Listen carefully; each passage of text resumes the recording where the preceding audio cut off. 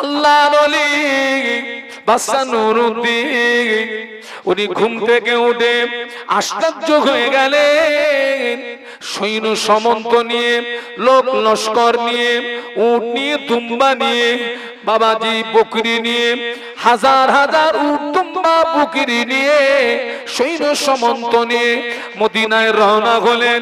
সৈন্যদেরকে দিয়ে total Medina জমিনটা ঘিরে ফেললেন। সৈন্যদেরকে জানিয়ে দিলেন, ও আমার সৈন্যরা, এই মদিনার জমিন থেকে একটা মানুষ যেন বাইরে যেতে না পারে। পুরো মদিনাটা কি করে ফেলছেন? টোটাল মদিনাটা। একটা মদিনার মানুষ যেন কেউ মদিনার বাইরে, একদলকে দিয়ে মদিনার টোটাল মদিনাটা ঘিরে ফেলেছেন। আর একদল সৈন্যকে নিয়ে উনি চলে গেলেন মদিনার মসজিদে নববী শরীফে। মদিনার মসজিদে নববী শরীফে গিয়ে নামাজ আদায় করলেন। নামাজ আদায় করে দাওয়াত দিলেন, ও মদিনাবাসীরা, আপনারা বড় সৌভাগ্যবান, আপনাদের নসিব বড় খুশনসিব, আপনারা আমার নবীর দেশের মানুষ, আপনারা কত সৌভাগ্যবান। আমি বাগদাদের জমিন থেকে এসেছি, আমার মনে বড় আশা, আমি আপনাদের একটু দাওয়াত করে খাওয়াবো। একটু বলুন। আমার মনে বড় আশা জেগেছে, বাবা আমি বাগদাদ থেকে এসেছি, বাবা আমি একটু আপনাদের কি করব, একটু দাওয়াত করে খাওয়াবো। আমার দাওয়াত থেকে আপনারা কেউ যেন মাহরুম হবেন না। আপনারা আমার নবীর দেশের মানুষ, আপনারা কত সৌভাগ্যবান, কত খুশনসিব আপনাদের। একদল রান্না বান্না করছে, আর একদল খাদেমদারি করছে। আর বাদশা নুরুদ্দিন যখন ওই খাওয়ার সব চলছে, উনি চারিদিকে ঘুরছেন আর দেখছেন। কি দেখছেন গো? সে শয়তানগুলো কোথায়? আপনারা জানেন বিগত কয়েক মাস ধরে একটি যুদ্ধ হচ্ছে, ইসরায়েল ভার্সেস ফিলিস্তিন। দেখুন, এই ইসরায়েল হচ্ছে একটি ইহুদি রাষ্ট্র। কি রাষ্ট্র বলেছি? ইহুদি রাষ্ট্র। এবং এই ইসরায়েলের জন্মের ঠিক নেই। ইসরায়েল হচ্ছে একটি পিতৃহীন অবৈধ রাষ্ট্র। আর এই ইহুদিদের সারা জীবনের কাজ হচ্ছে মুসলমানদের মারো, সারা জীবনের কাজ। আজকের গাজার মাটিতে কয়েক মাসের ভিতরে কম বেশি 50,000 নারী পুরুষকে তারা শহীদ করে দিয়েছে। কত হাজার বলেছি? 50,000।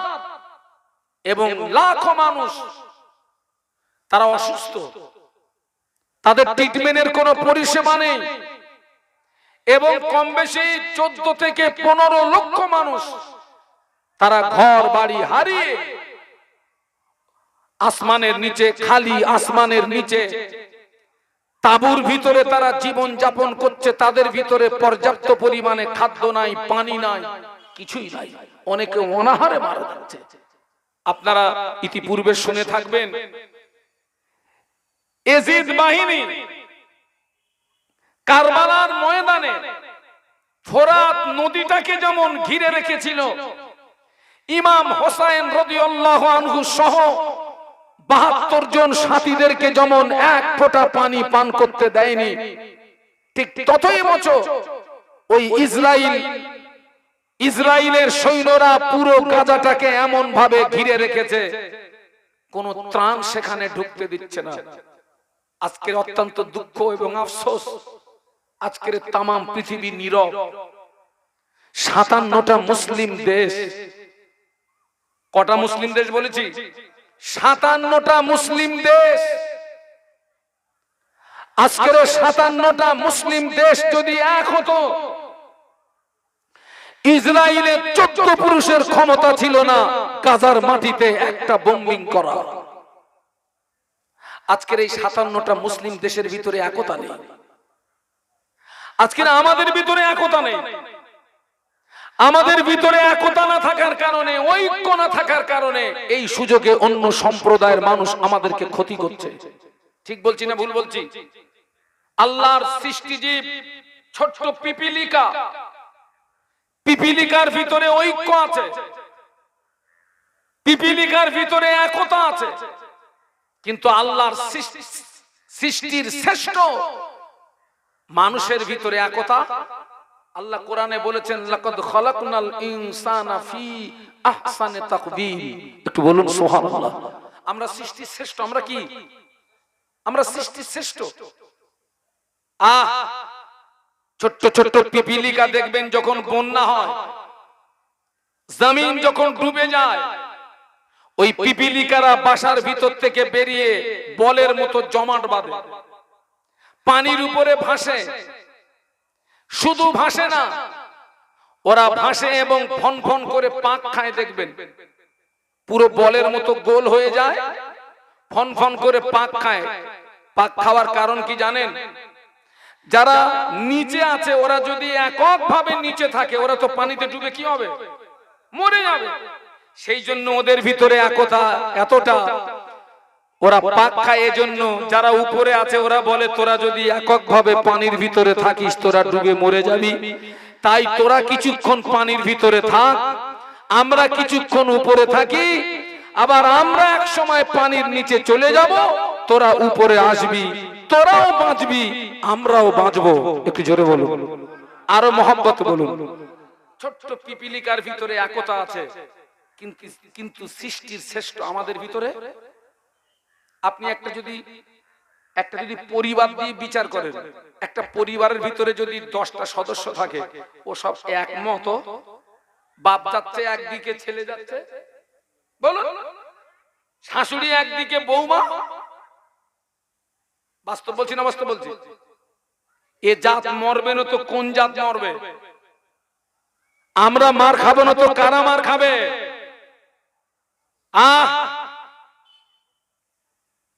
আহারে, এই ইহুদিরা, আপনি অবাক হয়ে যাবেন, এই ইহুদিরা, এই ইসরায়েল, আপনারা ইতিপূর্বে শুনে থাকবেন আল্লাহ রাসূল সাল্লাল্লাহু আলাইহি ওয়াসাল্লামের জিসিম মোবারককে মদিনার জমিন থেকে তুলে আনার চক্রান্ত করেছিল কারা? বলুন। তাদের উত্তরসূরি আপনাদেরকে জিজ্ঞাসা করছি, আমাদের নবী কবরে জিন্দা না মুর্দা? এত আস্তে বললেন কেন? এই বিশ্বাসটা রাখবেন। আর এটা কিন্তু ইহুদিরাও বিশ্বাস করে যে আমাদের নবী কবরে। ওরা যদি বিশ্বাস নাই করবে তাহলে মাটি খুঁড়ে আমাদের নবীকে তুলে আনতে যাবে কেন? আহা, আল্লাহ নবীর ইন্তেকালের পরে আল্লাহ নবীর জিসিম মোবারক কবরস্থ করা হলো। আল্লাহ নবীকে কবরস্থ করার পরে ফেরেশতা আজরাইল আলাইহিস সালাম আল্লাহ নবীর রূহ মোবারকটা নিয়ে আল্লাহ পাকের দরবারে চলে গেলেন। আল্লাহ পাক, আপনার হাবিবের রূহ এনেছি, আপনার হাবিবের রূহটা কোথায় রাখবো? আল্লাহ পাক, মুমিনদের রূহ রাখা হয় আলা ইল্লিনে, কাফেরদের রূহ রাখা হয় আলা সিজ্জিনে। আল্লাহ পাক, আপনার হাবিবের রূহটা কি আলা ইল্লিনে রাখবো।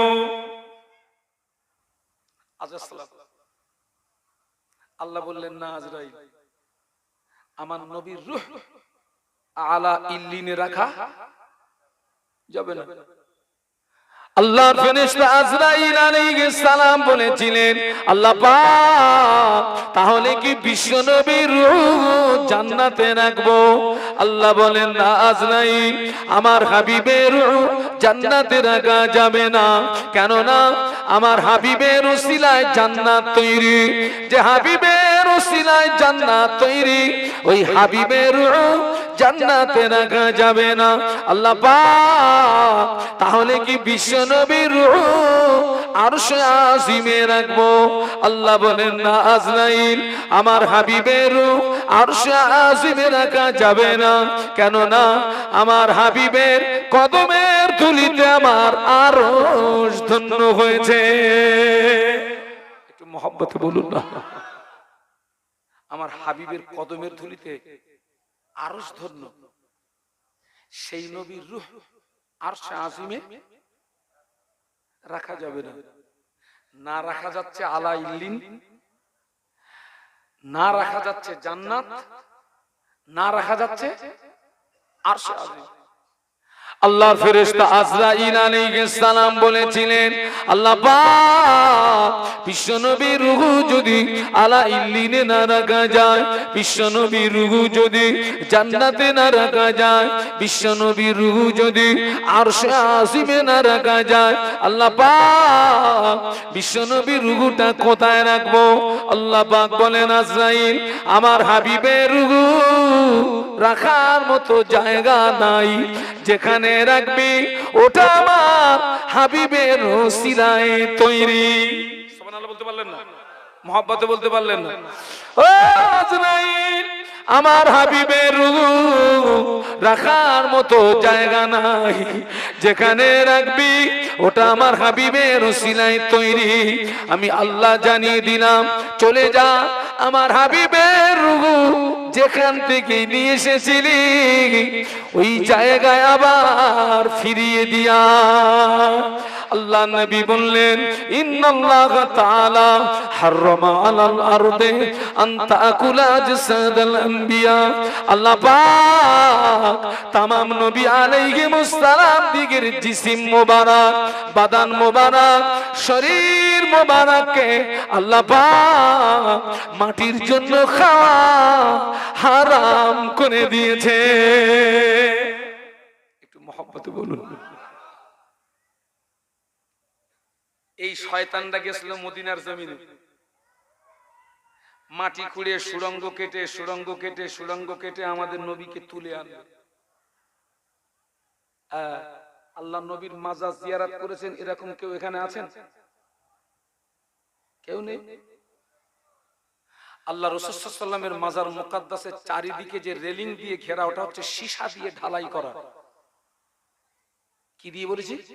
অনেকটা নিচের থেকে একদম কংক্রিট করে ঢালাই করে তোলা।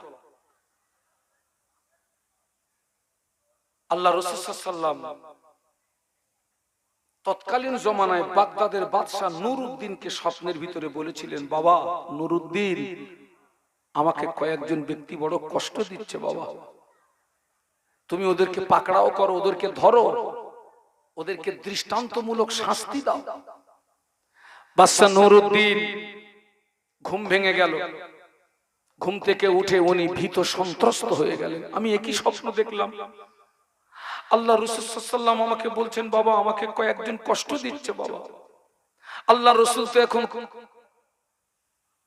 কবরের ভিতরে, কে নবীকে কষ্ট দিচ্ছে? আবার চিন্তা করছেন, আমি যে স্বপ্ন দেখেছি স্বপ্নটা তো সত্য, কারণ যে আল্লাহর রাসূলকে স্বপ্ন দেখেছে ও বারহাক আল্লাহর নবীকে দেখেছে, কারণ ইবলিস বিশ্ব নবীর সূরত ধরতে পারে না।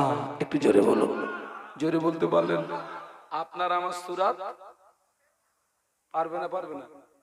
যত বড় আল্লাহর ওলি হোক, ইবলিস তার সূরতটাও ধরতে পারে, কিন্তু নবীর সূরতটা, একটু সুবহানাল্লাহ বলুন। বাদশা নুরউদ্দিন বড় ভীত সন্ত্রস্ত হয়ে গেল, কিন্তু কিছু ডিসিশন নিতে পারছেন না, কি করব।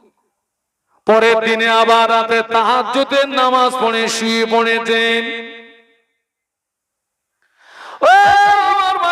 গভীর রাত, নিশুতি রাত, আল্লাহ নবী স্বপ্নের ভিতরে দ্বিতীয় দিনে আবার বলেন, ও বাবা নুরউদ্দিন, এখনো কেন শুয়ে আছো বাবা? উঠে বড় বাবা, আমাকে বড় কষ্ট দিচ্ছে বাবা, কয়েকজন আমাকে বড় তাকলিফ দিচ্ছে বাবা, তুমি উঠে বড়, ওদেরকে পাকড়াও করো, ওদেরকে দৃষ্টান্তমূলক শাস্তি দাও। তুমি এখনো শুয়ে আছো, উঠে পড়ো।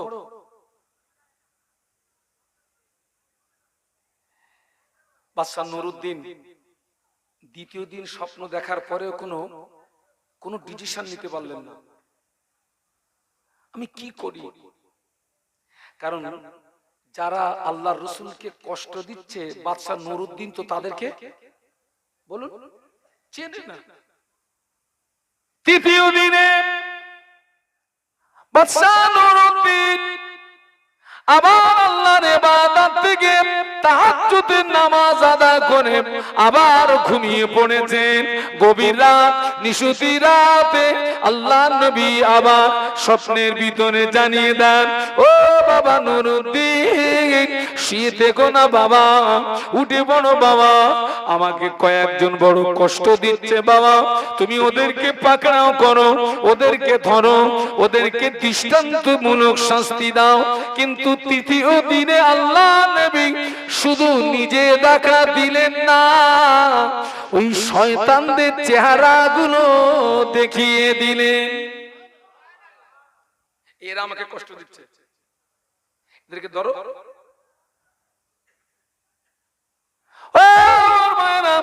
আল্লাহর ওলি বাদশা নুরউদ্দিন উনি ঘুম থেকে উঠে আশ্চর্য হয়ে গেলেন। সৈন্য সামন্ত নিয়ে, লোক লস্কর নিয়ে, উট নিয়ে, দুম্বা নিয়ে, বাবাজি বকরি নিয়ে, হাজার হাজার উট, দুম্বা, বকরি নিয়ে, সৈন্য সামন্ত নিয়ে মদিনায় রওনা হলেন। সৈন্যদেরকে দিয়ে টোটাল মদিনা জমিনটা ঘিরে ফেললেন। সৈন্যদেরকে জানিয়ে দিলেন, ও আমার সৈন্যরা, এই মদিনার জমিন থেকে একটা মানুষ যেন বাইরে যেতে না পারে। পুরো মদিনাটা কি করে ফেলেছেন? টোটাল মদিনাটা, একটা মদিনার মানুষ যেন কেউ মদিনার বাইরে,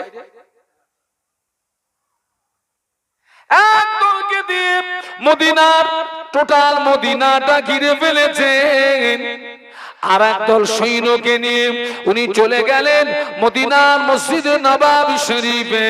মদিনার মসজিদে নববী শরীফে গিয়ে নামাজ আদায় করলেন। নামাজ আদায় করে দাওয়াত দিলেন, ও মদিনাবাসীরা, আপনারা বড় সৌভাগ্যবান, আপনাদের নসিব বড় খুশনসিব, আপনারা আমার নবীর দেশের মানুষ, আপনারা কত সৌভাগ্যবান। আমি বাগদাদের জমিন থেকে এসেছি, আমার মনে বড় আশা, আমি আপনাদের একটু দাওয়াত করে খাওয়াবো। একটু বলুন, আমার মনে বড় আশা জেগেছে বাবা, আমি বাগদাদ থেকে এসেছি বাবা, আমি একটু আপনাদের কি করব, একটু দাওয়াত করে খাওয়াবো। আমার দাওয়াত থেকে আপনারা কেউ যেন মাহরুম হবেন না।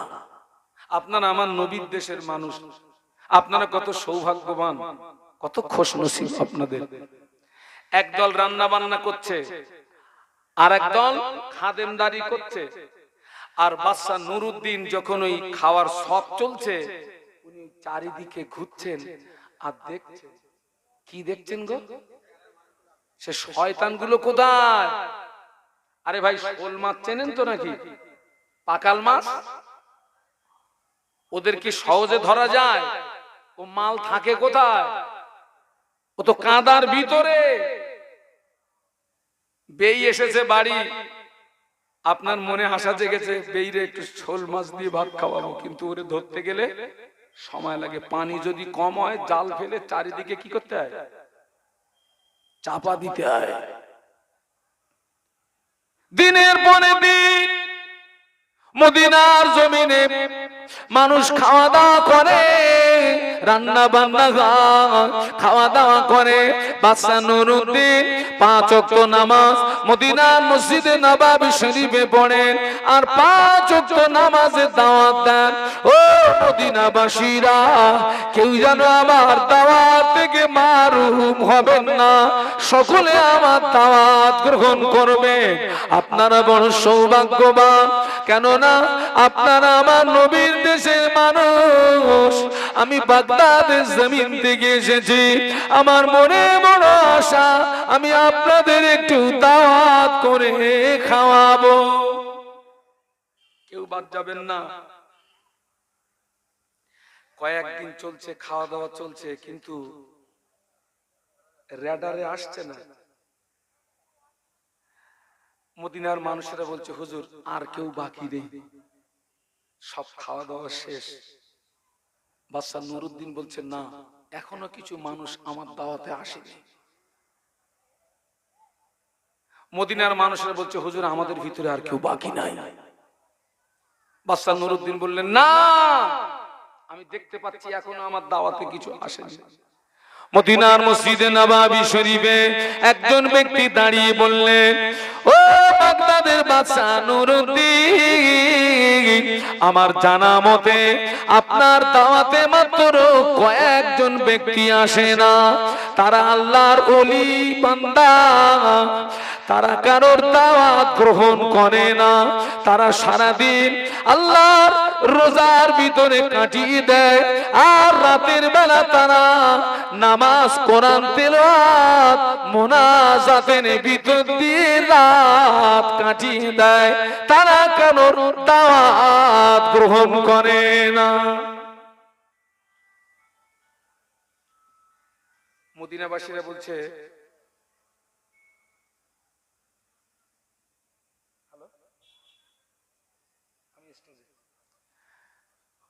মদিনাবাসীরা বলছে, হুজুর তারা আল্লাহর ওলি বান্দা। কি বান্দা? ওলি। তারা কারোর দাওয়াত গ্রহণ করে না। তারা সারাদিন কি রাখে? রোজা রাখে, আর রাতে কোরআন তেলাওয়াত, নামাজ, মুনাজাতে মশগুল হয়ে রাত কাটিয়ে দেয়। তারা কারোর দাওয়াত গ্রহণ করে না। আর আমাদের এই মদিনার জমিনে এক সময় দুর্ভিক্ষ দেখা দিয়েছিল। তারা আমাদের অনেক অর্থ, অনেক খাদ্য সামগ্রী দিয়ে আমাদের উপকার করেছিল। হুজুর, এই ব্যক্তি ছাড়া আর মদিনার জমিনে আপনার দাওয়াতে আসতে কেউ বাকি নেই। বাদশা নুরউদ্দিন বললেন, বাবা তাদের ঠিকানা কোথায়? ওই জায়গাতে আমাকে একটু নিয়ে চলো। ও আমার ভাইরা, বাদশা নুরউদ্দিন সৈন্য সামন্ত নিয়ে মদিনার কিছু মানুষকে নিয়ে তাদের ডেরায় চলে গেলেন। গিয়ে দেখেন ঘরের দরওয়াজায় একজন গেটম্যান দারোয়ান দাঁড়িয়ে আছে। বাদশা নুরউদ্দিন বলেন, দারোয়ানকে গিয়ে বলে দরওয়াজা খুলে দাও। দারোয়ান বলে, ভিতর থেকে অনুমতি না পেলে দরওয়াজা খুলতে পারবো না।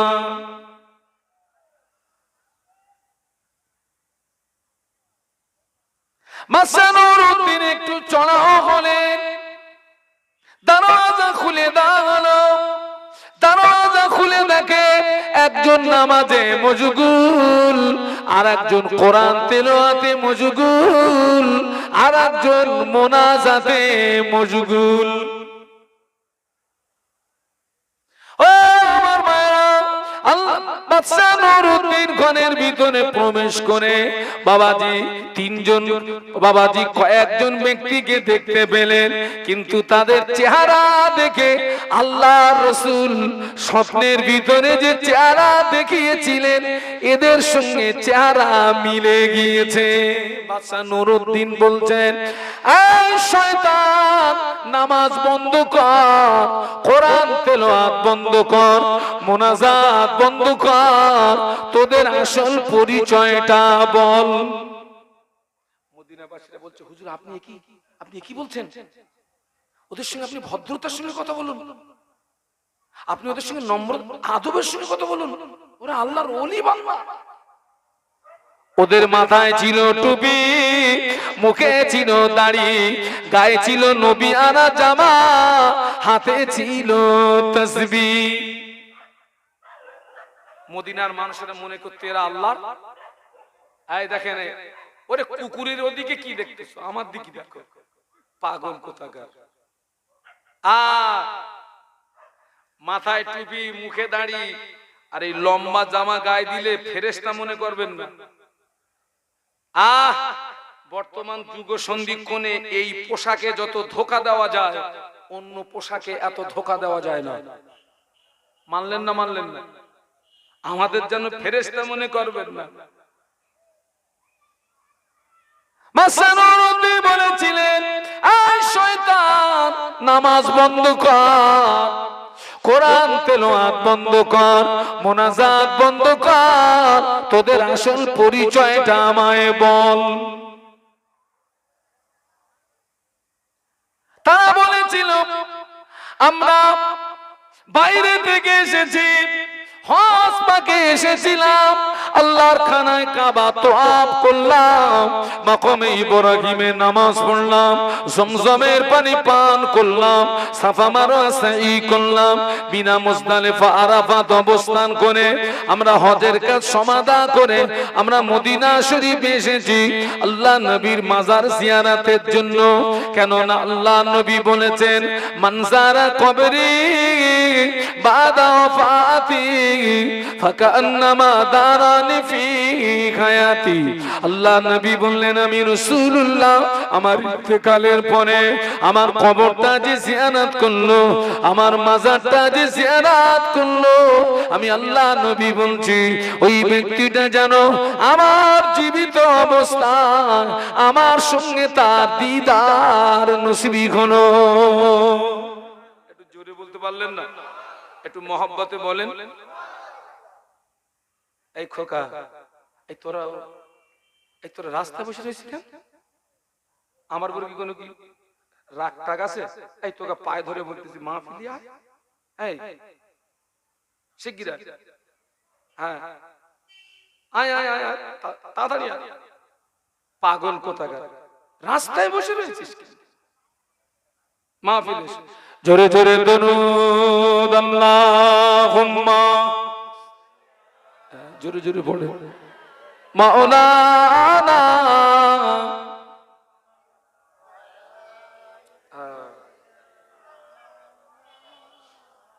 আপনাদের কষ্ট হচ্ছে না তো? এতগুলো মানুষ একটু জোরে জোরে পড়ে আল্লাহুম্মা হ্যাঁ সাল্লি আলা।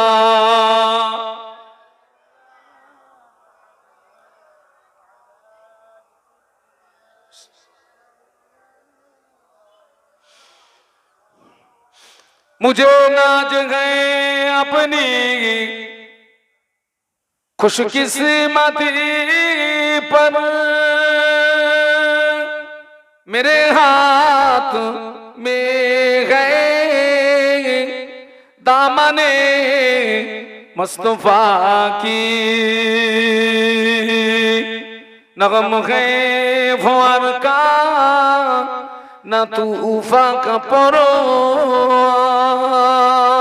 मैं डूबूंगा फिर भी किनारा करूंगा। अल्लाहुम्मा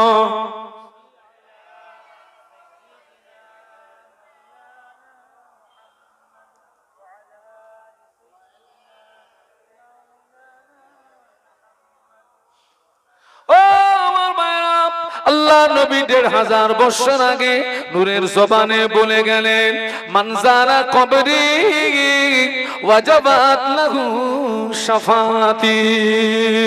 আল্লাহ নবী বললেন, আমি রাসূলুল্লাহ আমার ইন্তেকালের পরে আমার কবরটা যে জিয়ারত করলো, আমার মাজারটা যে জিয়ারত করলো, আমি আল্লাহ নবী বলে দিলাম কিয়ামতের ময়দানে ওই ব্যক্তির জন্য সুপারিশ করাটা আমি রাসূলুল্লাহর পক্ষে ওয়াজিব হয়ে গেল।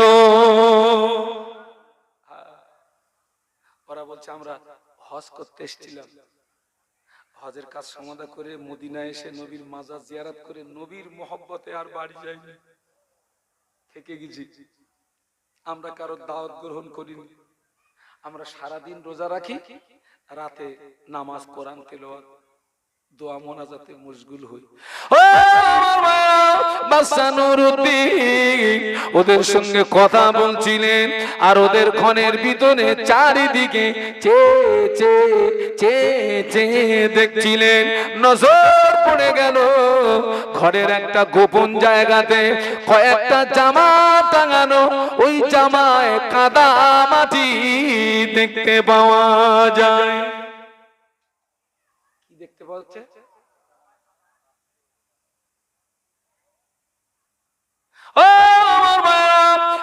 নুরুদ্দিন বলে, তোরা রোজা রাখিস, নামাজ কোরআন তেলাওয়াতে মশগুল থাকিস, কারোর দাওয়াত গ্রহণ করার সময় তোদের নাই, তোদের জামায় কেন কাদা মাটি?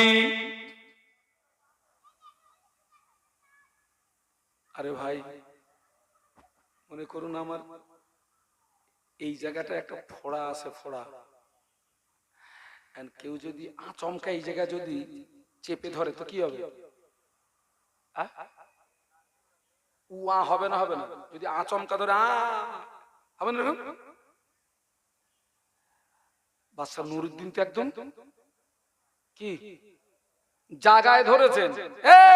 তোদের জামায় কাদামাটি কেন? কথা বলতে বলতে ওদের ঘরের ভিতরে যে বিছানা পাতা ছিল, ওই বিছানাটা পা দিয়ে গুটিয়ে দেখে বাবাজি ঘরের ভিতরে একটা কুয়া মতো দেখতে পাওয়া যায়। আর ওই কুয়ার ভিতর থেকে সুড়ঙ্গটা আল্লাহ নবীর মাজার মুকাদ্দাসের দিকে চলে গিয়েছে।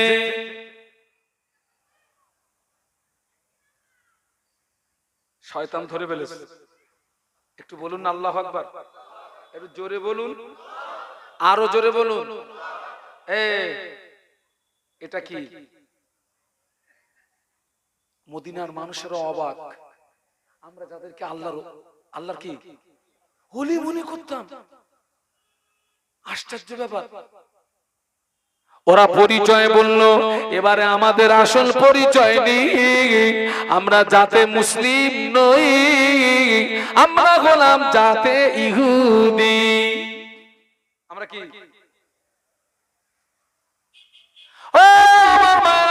ওরা বলল আমরা জাতে ইহুদি, আমরা জাতে নাসারা। আমরা দক্ষ কারিগর দিয়ে পরিসংখ্যান আমাদেরকে ট্রেনিং দিয়ে পাঠানো হয়েছে। আমাদের কাজ হলো বিশ্ব নবীকে মদিনার জমিন থেকে তুলে নিয়ে যাওয়া। আমরা সারাদিন রোজা রাখি মানুষকে দেখানোর জন্য, আর রাতে ঘরের দরজা বন্ধ করে দিয়ে আমরা মাটি কাটি, সুড়ঙ্গ কেটে কেটে কেটে কেটে এই মাটিগুলো নিয়ে মদিনার কবরস্থান জান্নাতুল বাকিতে গিয়ে রেখে আসি। ওদের উত্তরসূরি কারা বলুন তো? শয়তান। আজকের আমার দুঃখ, আমার আফসোস, আজকের আমাদের অধিকাংশ জওয়ান যুবকরা তাদের চলা বলা ওঠা বসা সব কাদের মতো, কাদের মতো। আবার তুমি বলছো আমি নবীকে ভালোবাসি, কিয়ামতের ময়দানে নবীর সামনে মুখ দেখাতে পারবি? কবরের ভিতরে নবীকে চিনতে পারবি?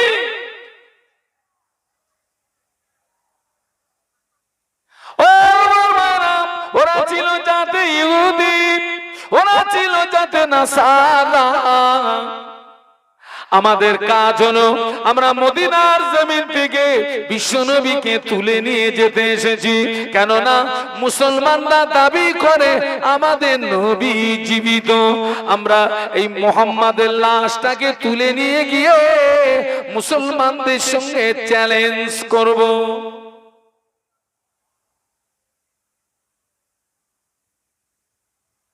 বাদশা নুরুদ্দিন তাদের পাকড়াও করলেন, মদিনার মসজিদে নবাবী শরীফের সামনে একটা স্টেজ তৈরি করলেন। স্টেজ তৈরি করে ওদেরকে পুড়িয়ে ছাই করে দিলেন। তামাম পৃথিবীর মুসলমানদের জানিয়ে দিলেন ইহুদিরা আমাদের কত বড় দুশমন।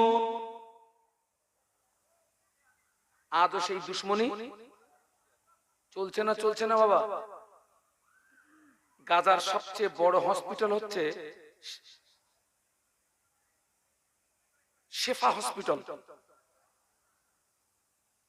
সেখানে ইসরায়েল সৈন্যরা, এখান থেকে একদিন আগের কথা বলছি, আমার গাজাবাসীরা সেখান থেকে 200 মতো মানুষকে পেয়েছে একটা কবরের ভিতরে। তার মানে ইসরায়েল সৈন্যরা ওখানে টিকতে না পেরে হামাস যোদ্ধাদের কাছে মার খেয়ে তারা ওখানে যখন দাঁড়াতে পারলো না, তখন কি করলো তারা? নিরীহ মানুষদেরকে মেরে এক জায়গাতে, মিডিয়াতে বলছে, সংবাদে বলছে, ওই যাদের একটা কবরের ভিতরে দেওয়া 200 ব্যক্তিকে, তাদের ভিতরে অনেকের দুটো হাত বাঁধা, পা বাঁধা। তার মানে এখানে অনুমান করা যাচ্ছে ওকে জীবিত অবস্থায়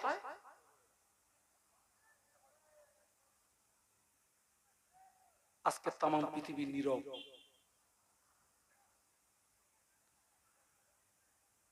কষ্টে দুঃখে বুক ফেটে যায় ভাই। আপনাদেরকে বলছি, আপনারা 5 ওয়াক্ত নামাজে আপনার ফিলিস্তিনের মুসলমানদের জন্য দোয়া করবেন। 5 ওয়াক্ত নামাজে, কারণ আমরা তো এখান থেকে কিছু করতে পারবো না। দোয়া করবেন। আর শুধু দোয়া করলে হবে না, ওই শয়তানদের নোংরা নীতিগুলো মাটির নিচে পুঁতে দেবেন।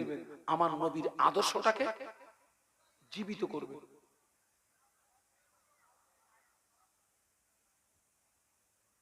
ওদেরটাকে কবর দাও, পায়ের নিচে পুঁতে দাও।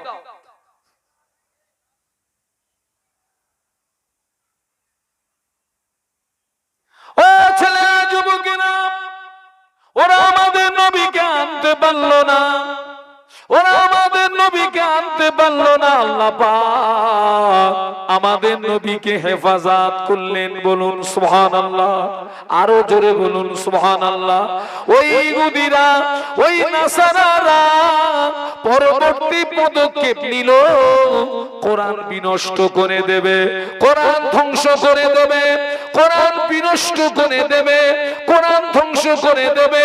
মাঝে মাঝে আমরা মিডিয়ায় দেখেছি কোন পিতৃহীন অবৈধ সন্তান কোরআনকে পদদলিত করছে, কোন পিতৃহীন অবৈধ সন্তান কোরআনের উপরে পেশাব করছে, কোন পিতৃহীন অবৈধ সন্তান কোরআনের উপরে মদের বোতল রেখেছে। এরা সব হলো ইহুদি, এরা সব হলো ইহুদি। ওরাই পরামর্শ করেছিল কোরআন বিনষ্ট করতে হবে, কোরআনকে ধ্বংস করে দিতে হবে। কিন্তু না না, কিয়ামত পর্যন্ত চেষ্টা করে ওরা কোরআন বিনষ্ট করতে পারবে না।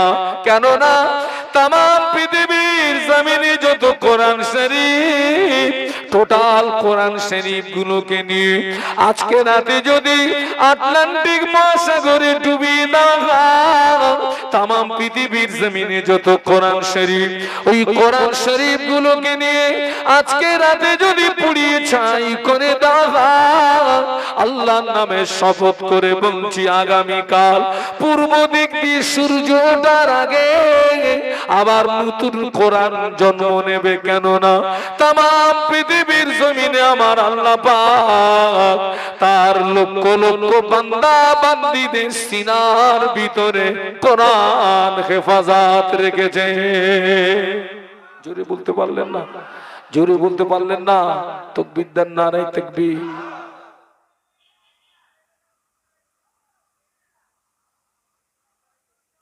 মানা কোরআন, 6666 আয়াত, 114টি সূরা। আল্লাহ পাক তার বান্দা বান্দি সিনার ভিতরে গেঁথে দিয়েছে। একটা 10 বছরের হাফেজে কোরআনকে এখানে দাঁড় করিয়ে দেবে। ওই হাফেজে কোরআনকে 6 থেকে 8 ঘন্টা সময় দেবেন। ওই ছেলেটা কিংবা মেয়েটা এক জায়গায় দাঁড়িয়ে দাঁড়িয়ে সূরা ফাতিহা থেকে মিনাল জিন্নাতি ওয়ান নাস 30 পারা আল্লাহর কোরআন শরীফ তিলাওয়াত করে দেবে।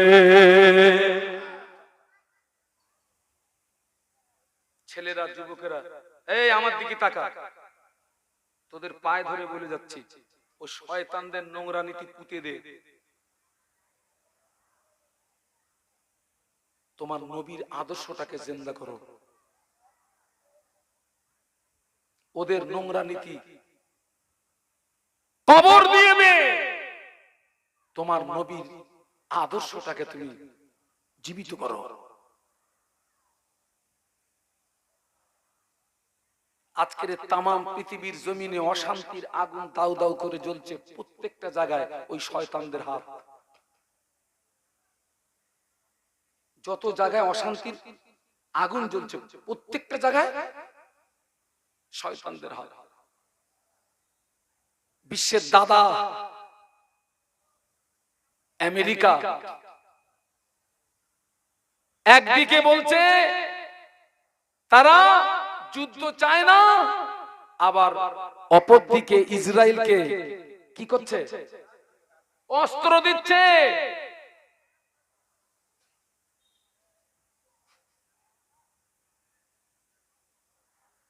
সব ইহুদি, এরা আমাদের দুশমন। আল্লাহ পাক কোরআন শরীফের মধ্যে বলেছেন, ইয়া আইয়ুহাল্লাযীনা আমানু লা তাত্তাখিযুল ইয়াহুদা ওয়ান নাসারা আউলিয়া। হে বিশ্বের ঈমানদার সম্প্রদায়, খবরদার, তোরা যেন ইহুদি নাসারাদের সঙ্গে বন্ধুত্ব স্থাপন করবি না। আর আজকের আমরা তাদেরকে আমরা বন্ধু বানিয়েছি। তাদেরকে ওই যে আল্লাহ পাক কোরআনে বলেছেন, আমার নবীর কি করো? মনে নেই? তাবেদারি, অনুসরণ। অনুসরণ কাকে বলে?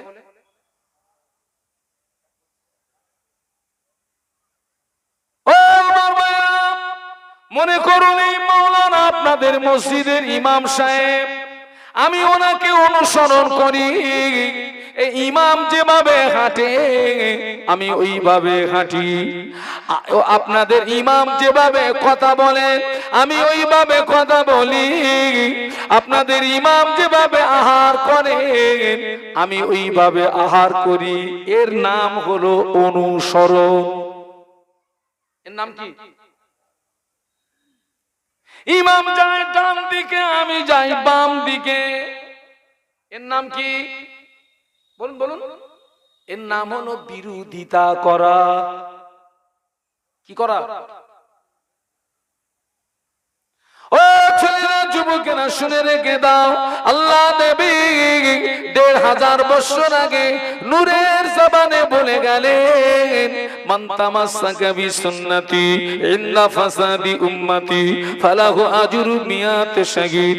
আল্লাহ নবী বললেন, আখিরি জামানা আমি রাসূলুল্লাহ আমার যে সমস্ত সুন্নাত গুলো হারিয়ে যাবে, আমার যে সমস্ত সুন্নাত গুলো বিলুপ্ত হয়ে যাবে, আমার কোন উম্মতি ওই রকম একটা হারিয়ে যাওয়া সুন্নাতকে যদি জীবিত করতে পারে, ওই রকম একটা হারিয়ে যাওয়া সুন্নাতের উপরে যদি আমল করতে পারে, আমি আল্লাহ নবী বলছি, আল্লাহ পাক ওই বান্দা বান্দির নামায় আমলে আমার আল্লাহ পাক ১০০ শহীদের সওয়াব দিয়ে দেবে।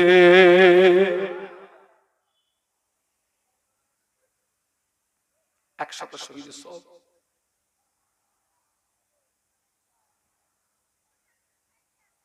এই জমানায় নবীর একটা হারিয়ে যাওয়া সুন্নাতকে যদি বলুন জীবিত করতে পারি,